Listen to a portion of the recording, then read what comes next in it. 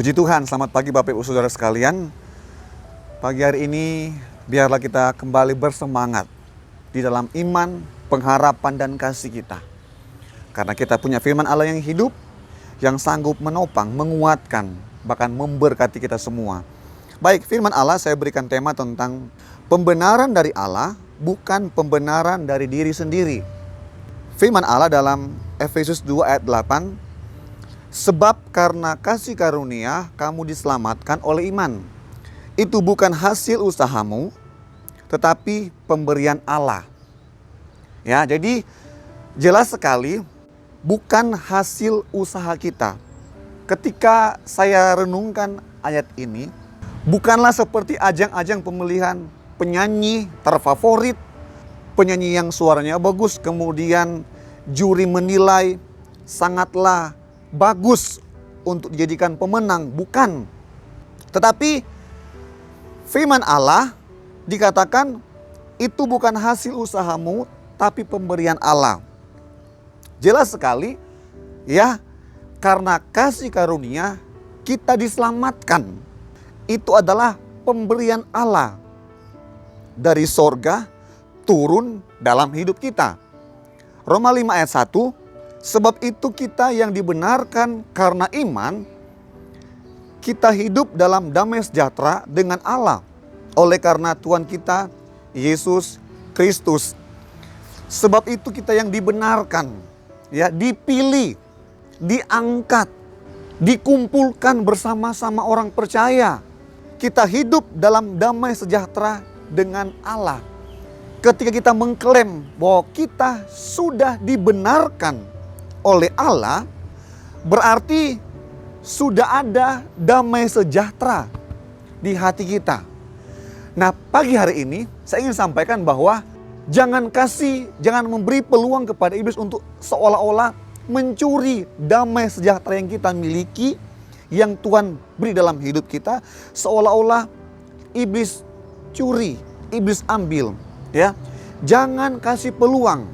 Karena jelas firman Tuhan berkata, kita hidup dalam damai sejahtera Allah ketika kita dibenarkan.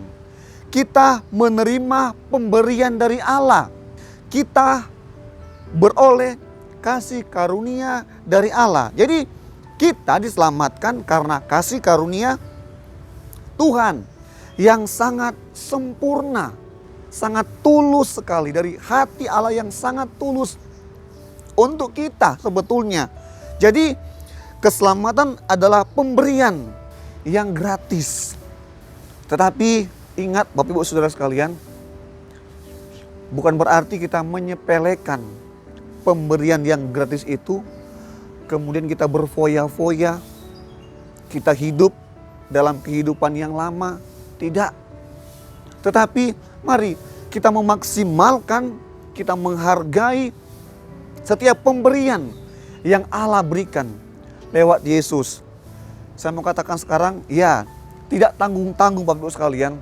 Kasih karunia Allah dalam Yesus Kristus tidak tanggung-tanggung mengerjakan karya penebusan untuk kita semua.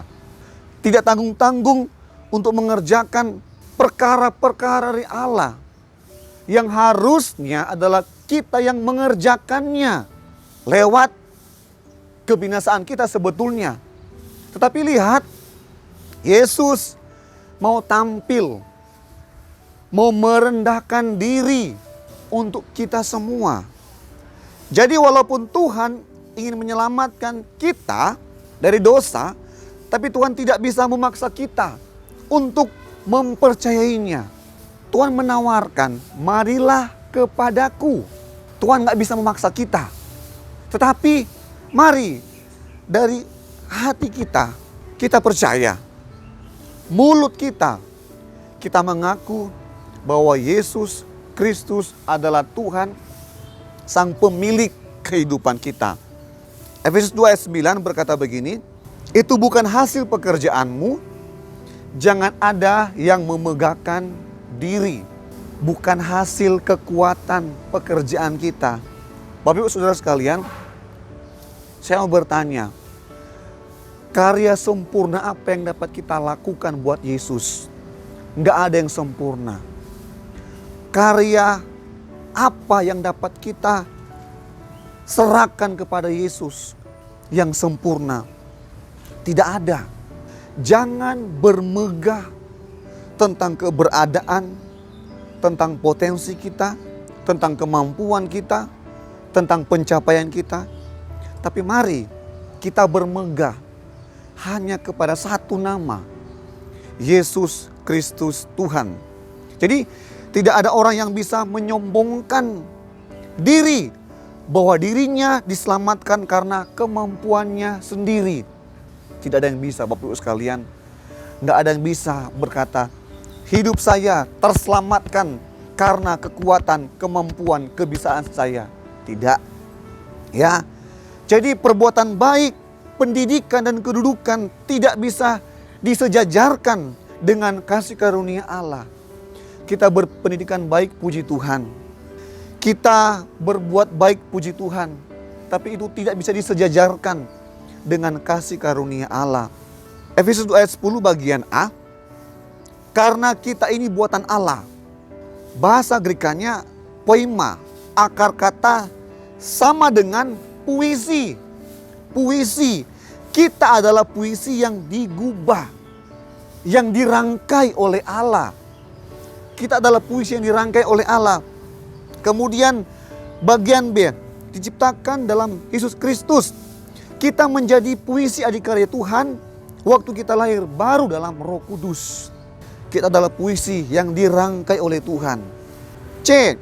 Untuk melakukan pekerjaan baik. Jadi sebagai buatan tangan Allah, keindahan kita tidak akan nampak kalau kita pasif, berdiam diri, tidak melakukan apa-apa. Mari ketika kita sudah terima pembenaran dari Allah, kita juga mau melakukan apa yang Tuhan mau lewat keseharian, tindakan, perbuatan kita untuk memuliakan Allah. Amin firman Allah pada pagi hari ini. Biarlah semua kita terberkati karena Yesus Kristus Tuhan sudah membenarkan kita. Lewat panggilannya yang kudus, kita menerima panggilan sorgawi. Mari kita berdoa. Bapa, dalam nama Yesus, terima kasih.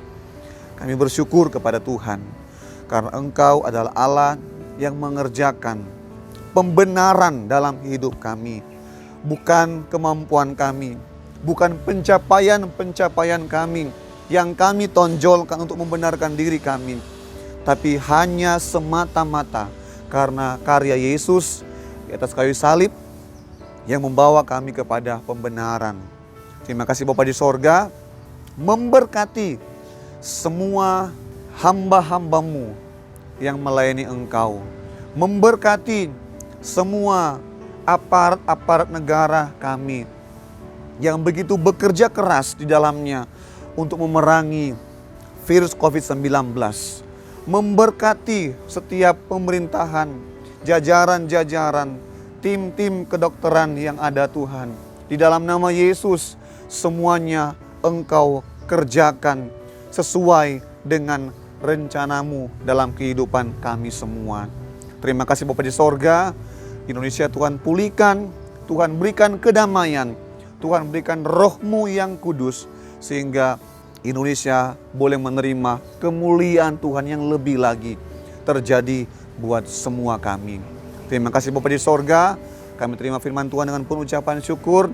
Dan firman Allah terjadi di dalam kehidupan kami. Terima kasih Bapa di sorga. Kami alaskan semua doa kami dengan penuh ucapan syukur.